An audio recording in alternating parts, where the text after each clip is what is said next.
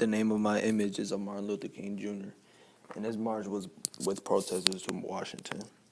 It was a march for jobs and freedom as well as more equal opportunities for African Americans. In the area of racism and the civil rights movement, MLK changed history with multiple nonviolent protests.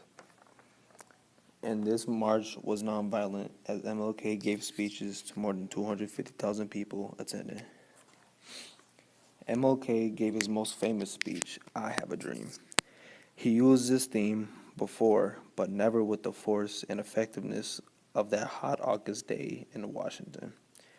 The March on Washington happened on August 28, 1963. The demonstrators, black and white, poor and rich, came together in the nation's capital to demand voting rights and equal opportunities for African Americans, and to appeal for an end to racial segregation and discrimination. The peaceful rally was the largest assembly for redress of racial equality the Capitol ever seen, and King was the last speaker. MLK equated the civil rights movement with the highest and noblest ideals of the American tradition,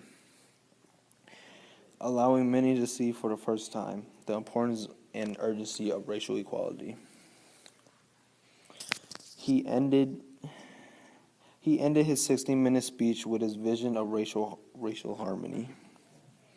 It made it 10 times better at the nation's capital. The year after the march, the civil rights movement achieved two great successes: the ratification of the 24th Amendment, which abolished tax, and the Civil Rights Act of 1964. MLK got the Nobel Peace Prize on October 1964. MLK died April 4th of 1968.